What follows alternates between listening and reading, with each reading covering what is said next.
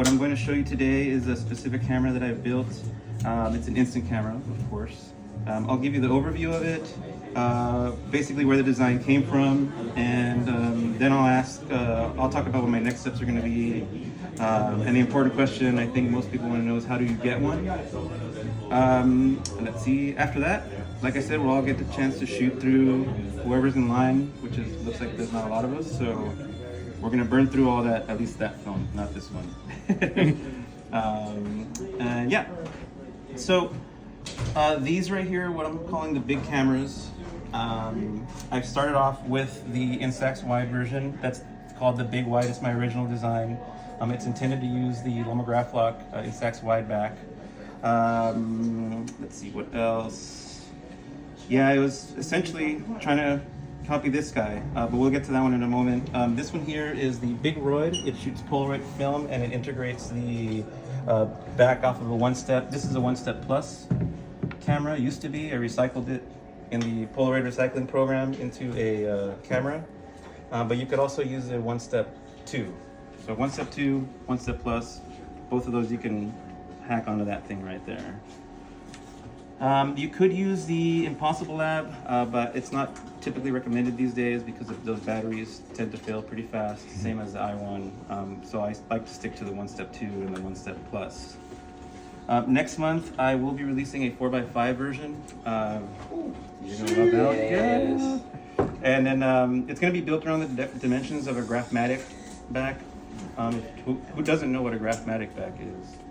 You guys all know what a Graphmatic back. You don't know what a Graphmatic? Okay, so quick. It's a 6-frame 4x5 back, and what it does is it has little metal holders for the film, and you put them like 6 like a sandwich. And then so you'll open the dark side, you expose your frame, and then when you pull the handle, it pulls 5 frames up. The one you just shot moves back, and then when you bring the handle back, then you're ready for your next shot. So it's basically like a, yeah, pretty nice. After the SX70 and the land cameras, that's my next favorite photographic piece of engineering of all time. But of course I haven't really discovered anything, so there's the kitty cam, of course, that it's pretty impressive. So these cameras are my modern reimagining of the Polaroid Big Shot, otherwise known as the Andy Warhol camera. It's a fixed focus camera. It was really designed to be for portraits, so it's fixed focus, and basically every shot is just about the same ratio. You can't really do like a far away shot or a close-up shot. All of the framing is going to be basically from here upward, depending on how you calibrate the camera. And then what it's famously known for, it's called the Big Shot Shuffle. So what it means is, since it's fixed focus, it's only one set focal distance and there's no helicoid to bring that in. So you look at the rangefinder and you just move back and forth until the patch lines up for your subject in the rangefinder. So like I said, it was designed for portrait magic. It originally had a 220 millimeter lens. It shot 100 ISO, specifically this film right here, FP100C, rest in peace. It had has an aperture of f/36, and it shoots at 1/50th of a second. What also contributed to the magic is another 2 things. It's the use of the flash cubes. So if it's a 1/50th of a shutter, this thing illuminates for 1/30th of a second. So essentially illuminates your subject through the entire exposure, unlike a flash where it just freezes action and then you get a lot of shadows depending on what your lighting setup is. The other bit of the magic on the Big Shot that not a lot of people talk about, but after just reading through some of the engineering notes, is this part right here, the Fresnel. This was specifically designed to take that flash cube and then just tighten it up a little bit more to bring it right into the face. So it further prevents from the really deep dark underface shadows, so you get a lot more even lighting around the face. So that's really why this was for the longest time, and even now people that do it professionally and pay to get these modified, lots of professional work is done on them, especially here in New York. I think just about all the big film shooters probably have one of these modified. But there's a lot of people that either don't have the money, or the people that modify them have really long ass backlogs. So that's kind of what led me to say, all right, let me try something that's one DIY, and then the next step up is something a little bit more professional that takes a little bit more work and some electronics. So these two, the Big Wide and the Big Roid, they use 210 millimeter large format lenses. The film varies, so it's not 100 ISO like this one. You could do, obviously, Instax is 800 ISO, and then Polaroid, you could shoot 600 or SX70 to get back to closer to the original 100 ISO, although that one's 125. The aperture, since it's a manual lens, then you get a lot more flexibility. So you could do f16 to f32 and onward, based off of what your flash setup is over here. So let me talk about the one that I really came to talk about today that we're going to shoot is this model over here. And this is called the Big Roid Travel. Ooh, yes. The Big Roid Travel version. Yes. All right, so let's do this over here so we can. All right, so this one is designed. I've been to a couple PolaCons already, and one thing was for certain that, man, this thing sucks to travel with. Or that one sucks to travel with. So I needed to think of something quickly for New York. And I love using magnets in some of my personal designs that don't get released. So I figured, all right, this is gonna be my personal travel camera. Let's add some magnets to it. So it is collapsible for travel. This comes right off. That front part comes right off. And then that comes off like that. So you could stow it away in your bag however you want it. You know, I brought in a backpack with 2 other cameras, something that I couldn't really do before.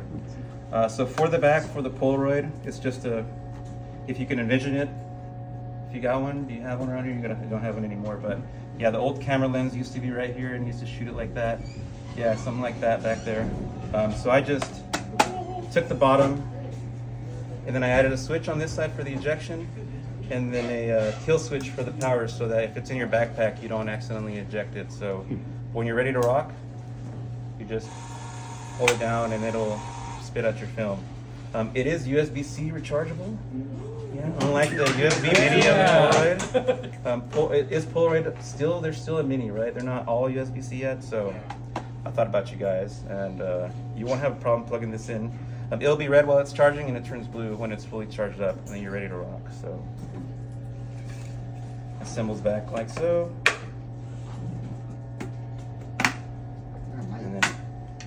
And then you're ready to rock. Yeah, so this one is really, don't want to ruin an expensive camera right back here. It really is designed to be really more for that pro shooter, more for the on-the-go shooter. The flash options I get asked about a lot. So I personally like shooting with flash cubes just because, like I mentioned before, that longer illumination range. It does make it a little bit warmer. So therefore, I really like shooting like the yellows, the blues, and then you could do some creative stuff that I'll show you right now. You can still add a PC Sync flash. My favorite of these is the Vivitar 252. And if you don't have a Vivitar 252, anything else that's small along that same form factor will work perfectly fine. If you don't want to do that and you are like a real pro and you have a studio set up with strobes, or just take this thing off, put your receiver on here or your transmitter, put your PC Sync, and however your lighting setup is, just run and gun basically. You're gonna probably get through a lot of productivity with your models that way if you want to use this for studio work.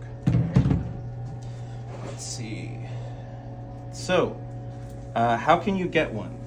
So I am currently auctioning off one that's similar to this. It's not collapsible, so it's basically this exact same one, but without being able to take it apart. So that one is on my site right now. If you go to my Instagram link on the little sign right there, I've got links for that. I'm also doing a raffle for 3D printers too at $10 a ticket. So if anybody wants to win a 3D printer, I've got one 3D printer. They're all $10 a ticket, and there's 2 prizes. One beginner level 3D printer, and then a 2 printer combo on what's called the Sonic Pad that makes it run a lot faster. So if you like speed printing, Clipper, if you're familiar with what that is, or if you feel like you could research and get up to speed on that stuff, $10 and win that setup. I try to make my process as democratic as possible, so I do like to offer free files with most of the stuff that I do. So the files for this version right here are absolutely free on printables. If you just follow the link in my bio, you'll be able to get those. Instructions in there, everything. So you just need to get your Lomograph lock wide back, a flash like this Vivitar 252 that Dan also has here, and then a 210 millimeter lens.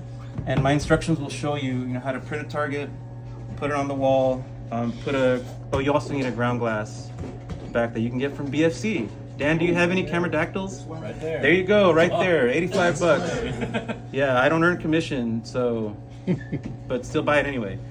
So that'll help you, you basically line your target, and then I'll guide you to these two parts up and down, swivel back and forth. And then within there, there's some mirrors. So like basically break it down for you. Step one, put your camera on a tripod, look at your ground glass, center your target. Step two, start moving this thing until it looks straight at you, and then clamp it down or glue it down. Step three, do that for the bottom one. And then move the mirrors with your finger until the image lines up. It really is almost as simple as that. Part of the process too was getting this out to my friends to see if they could do it with very minimal instruction or just like a text document. So Zane was able to build one. Forrest, if you guys know Forrest Burke, he's been able to build one. JP has 2 of them now from San Francisco area. Those of you that know, or on the internet, if you guys follow JP, Random Grenade or it's JPWTF. WTF. Yeah, so let's see where I'm at. So yeah, the other thing that I do too is if you wanted to take it a step further, I have a Patreon where I'm trying to get all of my best settings out there, all of my recommendations for what the best printers are that you should get, or budget printers if you want to do it. You don't need to get an expensive printer. There are parts on this one, on both of these, that I printed on a $180 printer. Exact same quality. So at this point in time, I could say that I've taken 7 printers from an $180 one to a $1,000 one, and they all print nearly identical. Like if I gave you guys all little calibration cubes, you wouldn't be able to tell me. You probably could pick out film from lenses a lot easier than you would be. So that's what I want to be about right now, is just empowering people to do their own DIY, get into 3D printing. It may not work this year, but at least next year I'll be saying the same thing and over until, just like people didn't have a computer at one point, not everybody, someday people will have a 3D printer in their home. I can't possibly build enough for these, so in my Patreon I also have a tier for commercial license, either $10 a month or $20 a month. You'll get more personal, basically one-on-one time with me to just dial yourself in. I want to have on my website just a list of everyone that's approved to make stuff with my settings, because I've got customers that ask me all the time, can you build this, can you build this? And because of life and the day job that's gotten better, I can't really dedicate a whole lot to the building, but I always have time and I love designing stuff, and I'm always designing for myself and some of my friends, so we always come up with crazy things. So if you want to get in on that, get on the Patreon. But yeah, before we get to shooting, are there any questions? What's your daytime job? My daytime job, I do marketing. Okay. I didn't start there, but yeah, the relevant part is I used to work in aerospace plastics. Okay. So that's where, yeah, when I say that, I was like, oh, okay, that's where it comes from. But I wasn't an engineer. I've never been an engineer. I used to do some design work back in the day in college. It's just really, what I figured out was just how plastics work and how temperatures work and how much people take them for granted. I always equate things back to cooking. Like if you're making cookies, or those of you that bake, or if any of you is a prolific baker, you will figure out 3D printing super fast, because it's essentially almost the same thing. And just like baking, depending on your ingredients, you could come up with a mediocre cookie that's still good, and you got the munchies, you're gonna eat that cookie. But then if you dialed in the ingredients a little bit better, added a few extra things, did a little bit of nutmeg or whatever, you're getting a gourmet cookie. That's similarly how I look at 3D printing. Is once you have the recipe and you stick to that recipe, it's pretty good, right? And Zane, he uses my settings all the time, and all of a sudden it's like he prints like this now.